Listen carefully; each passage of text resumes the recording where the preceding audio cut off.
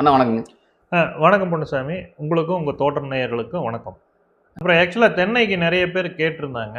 அதாவது எக்கோ பங்கி B use பண்ணுற method நம்ம ஆல்ரெடி சொன்னது. ஆக்சுவலாக நாம் ஏக்கருக்கு 100 லிட்டர் அப்படின்னு சொன்னது மற்ற பயிர்களுக்கு, மரப்பயிர்களுக்கு கொஞ்சம் ஜாஸ்தி கூட உபயோகப்படுத்தலாம்.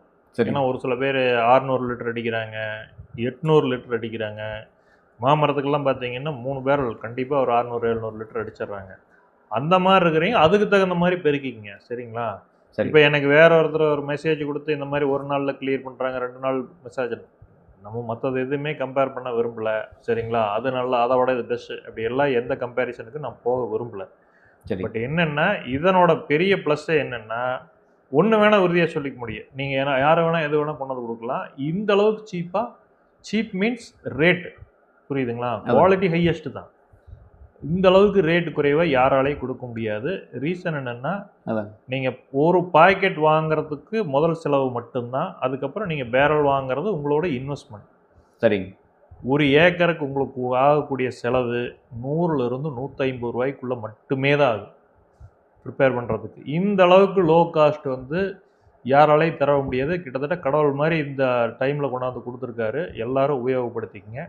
கண்டிப்பாக. இது எப்படின்னா, ஃபஸ்ட்டு பெருக்கம் பார்த்தீங்கன்னா ஒரு மதர் கல்ச்சர் ரெடி பண்ணிட்டீங்களா, அதிலிருந்து 2வது 3வது பெருக்கம் பண்ணிவிட்டு கிட்டத்தட்ட 1 வீக் டைம் ஷெட்யூல் பண்ணி பிளான் பண்ணிட்டீங்கன்னா, ஏன்னா ஏகப்பட்ட காசு மீதியாகுது. அதனால் கொஞ்சம் ஷெட்யூல் பண்ணுங்கள்.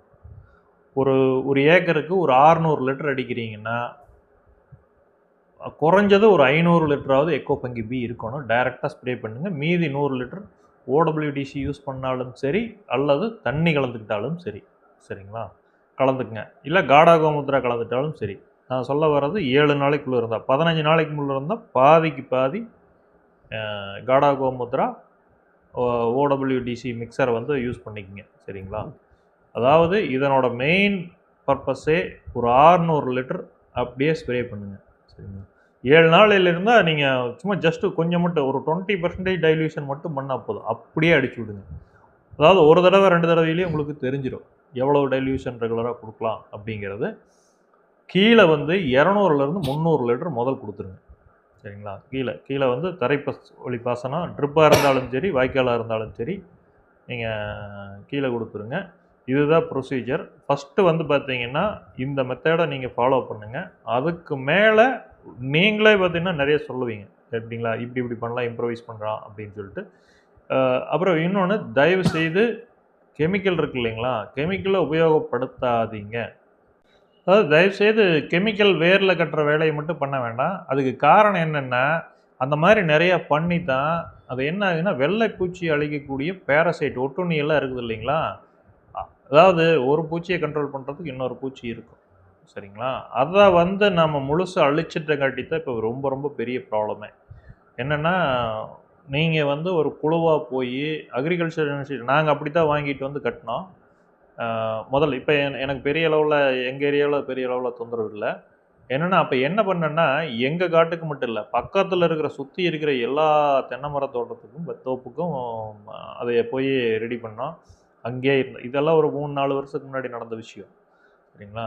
ஒட்டுண்ணி வாங்கிட்டு வந்து எல்லாத்துக்கும் கட்ட வச்சு அப்படி தான் பார்த்தீங்கன்னா நாங்கள் அதை ஒழித்தோம். சரிங்களா? கிட்டத்தட்ட நாங்கள் அப்போ இருந்து ஆர்கானிக் இருந்தங்காட்டி பெரிய அளவில் தொந்தரவு இல்லை. சரி. இப்போ வரைக்கும் தொந்தரவு இல்லாததான் இருந்துகிட்ருக்குது. நாங்கள் ஈரோடு டிஸ்ட்ரிக்ட். சரிங்களா? அதனால் எனக்கு வந்து அந்தளவுக்கு தொந்தரவு இல்லை.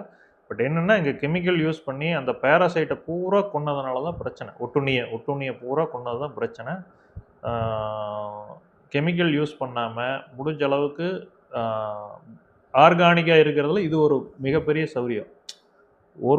ஒரு உயிரினம் இன்னொரு உயிரினத்துக்கு உணவாக இருக்கும். அதை வந்து கெமிக்கல் யூஸ் பண்ண எல்லாமே போகிறதுனால தான் நமக்கு மிகப்பெரிய பாதிப்பு கிடைக்குது. அதாவது நான் முதல் சொன்னது வந்து பெரிய தென்னை மரத்துக்கு, புரியுதுங்களா? நல்ல வளர்ச்சியான தென்னை மரத்துக்கு தான் அவ்வளோ தேவைப்படுது. சின்ன தென்னை மரத்துக்குலாம் அவ்வளோ தேவைப்படாது. 100லேருந்து 200 லிட்டரே போகுது. நார்மலாக மற்றது எவ்வளோ அடிக்கிறீங்களோ ஒரு 80%க்கு மேலே இதுவே கலந்துக்குங்க. எது நம்ம எக்கோ பங்கி பி 7 நாளைக்குள்ளே இருந்ததுன்னா கிட்டத்தட்ட 100% வேணாலும் கலக்கலாம், பிரச்சனை இல்லை. பட் என்னென்னா கொஞ்சம் டைல்யூட் பண்ணிக்கங்க. சரிங்களா? கொஞ்சம் மட்டும் தண்ணி கலந்துக்குங்க. உங்களுக்கு அடிக்கிற செலவு மட்டும்தான், புரியுதுங்களா? ஒரு 2-3 இதுலேயே நீங்கள் இதுக்கு கண்ட்ரோலுக்கு கொண்டு வந்துடலாம். இது ஒரு மிகப்பெரிய உங்களுக்கு சொல்யூஷனாக இருக்கும். இது ஒரு நல்ல தீர்வு. உபயோகப்படுத்தி நல்லா எனக்கு பலன்கள்லாம் தயவுசெய்து அனுப்பி வைங்க. சரிங்களா? எனக்கு காலையில் கர்நாடகாவிலிருந்து கூட ஒருத்தர் கால் பண்ணியிருந்தார். ஒரு 3 வருஷம் ஓடபிள்யூடிசி வச்சே மாதுளம்பழமெல்லாம் அவ்வளோ சிறப்பாக வச்சுருந்தார்.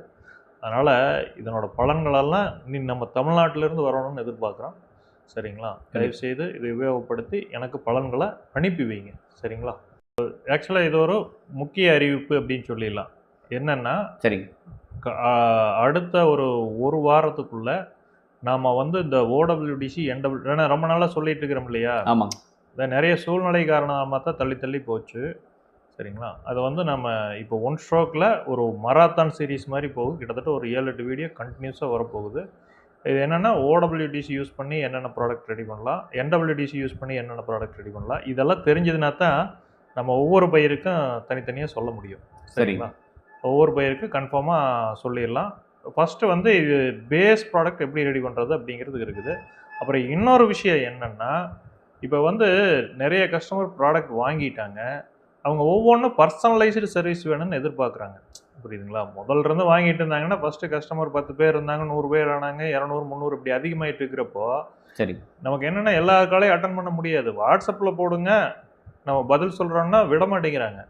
சூழ்நிலையை புரிஞ்சிக்க மாட்டேங்கிறாங்க. ஆக்சுவலாக கண்டினியூஸாக கால் அட்டன் பண்ணி வெர்டிகோ இஷ்யூ வந்து நம்ம திரும்பினா தலை சுற்றுது, அந்தளவுக்கு இஷ்யூ ஆகி நம்ம ட்ரீட்மெண்ட் எல்லாம் பார்த்துட்டு இருந்தோம். இந்த மாதிரி சூழ்நிலையினால தான் நம்ம ரொம்ப நாள் லேட் ஆச்சு அப்படிங்கிறது உங்களுக்கு தெரியும். சரி, ஒவ்வொருத்தருக்கும் நம்ம இந்த பிரச்சனையை சொல்லிட்டு இருக்க வேண்டாம் அப்படின்னு பார்க்குறதா. பட் ஒரு நிமிஷத்துக்கு மேலே கால் பேச வேண்டாம்னு டாக்டரும் சொல்லியிருக்காரு. சரி, அதுக்காக தான் நம்ம கால் அவாய்ட் பண்ணுறோம். ஆனால் அதை புரிஞ்சிக்காம ரொம்ப சங்கடப்படுறாங்க.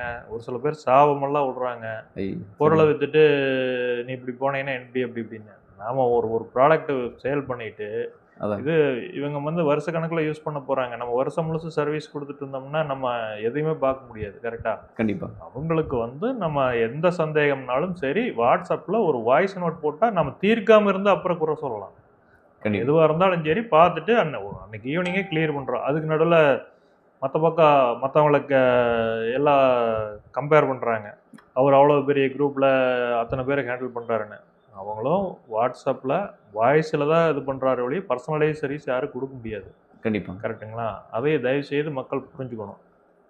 இப்போது இதுக்கு வந்து பார்த்திங்கன்னா, நம்ம இந்த வீடியோ இருக்குது இல்லைங்களா? ஆமாம். இந்த வீடியோவோட நோக்கமே இனி வர்ற வீடியோக்களை தயவுசெய்து நோட் பண்ணி வச்சுக்கோங்க. ஒன்றை கூட மிஸ் பண்ணாதீங்க. அப்புறம் மறுபடியும் சொல்கிறது தான், எல்லா வீடியோ பழைய வீடியோ பாருங்கள். எனக்கு கேள்வி கேட்குறது முக்கால்வாசி இல்லை, 90% ஆல்ரெடி நம்ம வீடியோ போட்டதுலேருந்தே தான் கேள்வி கேட்குறாங்க. சரி, சுற்றி புதுசாக கேள்வி கேட்டால் உண்மையால் எல்லாத்துக்கும் பிரயோஜனமாக இருக்குது. அப்புறம் டெலகிராம் சேனல் பற்றி எல்லாம் கேட்டிருந்தாங்க. டெலகிராம் சேனல் ஓப்பன் பண்ணாததுக்கு ஒரு சில ரீசன் இருக்குது. ஏன்னா கண்டினியூஸாக நம்ம சர்வீஸ் கொடுக்கணும். ஒரு சில பேர் அப்ரோச் பண்ணிட்டு இருந்தோம். ஓகே, எல்லாம் வந்ததுக்கப்புறம் பார்த்தீங்கன்னா நம்ம ஏன்னா கேள்வி நம்ம அக்ரி கிடையாது. புரியுதுங்களா? ப்ராடக்ட் ரிலேட்டடாக என்ன வேணும்னு எல்லாம் கிட்டத்தட்ட நம்ம ஏகப்பட்ட பிரச்சனையை காட்டி இதுக்கு என்ன பண்ணுறது அதுக்கு என்ன பண்ணுறது அப்படி கேட்டுருக்குறாங்க. சரிங்களா? நம்ம வந்து குவாலிஃபைடு அக்ரி பர்சன் கிடையாது. யாரோ 2-3 பேரை உள்ளே சேர்த்திக்கலான்னு பார்க்குறோம். அது ப்ராசஸ் போயிட்டுருக்குது. எப்போ வருவாங்க என்ன ஏதுன்னு தெரியல. வந்ததுக்கப்புறம் நம்ம டெலகிராம் சேனல் ஓப்பன் பண்ணிக்கலாம். சரிங்களா? சரி. இந்த வீடியோவோட விஷயமே இனி நம்ம எல்லாத்தையுமே சொல்ல போகிறோம். தயவுசெய்து எல்லாத்தையும் நோட் பண்ணிக்கிங்க. நன்றி, வணக்கம். நன்றிங்க. நாம கலப்பை பிடிச்சி உழுது உணவு தானியத்தை உற்பத்தி பண்றவங்க. நம்மளை நம்பிதான் பட்டணம் இருக்கு. பட்டணத்துல சனங்க இருக்கிறாங்க. நாம அனுப்புற உணவு தானியம் பட்டணத்துக்கு போகணுமே தவிர நாம இங்க போக கூடாது. அப்படியே நாமளும் பட்டணத்துல போய் குடியேறணும்னு வச்சுக்க, சனப்பெருக்கம் ஜாஸ்தி ஆகி போய் சோத்துக்கே கஷ்டம் வந்துடும். கிராமத்துல இருக்கிற சனங்கள்லாம் பட்டணத்துக்கு போய் குடியேறணும்னு நினைக்கிறதே தப்பு.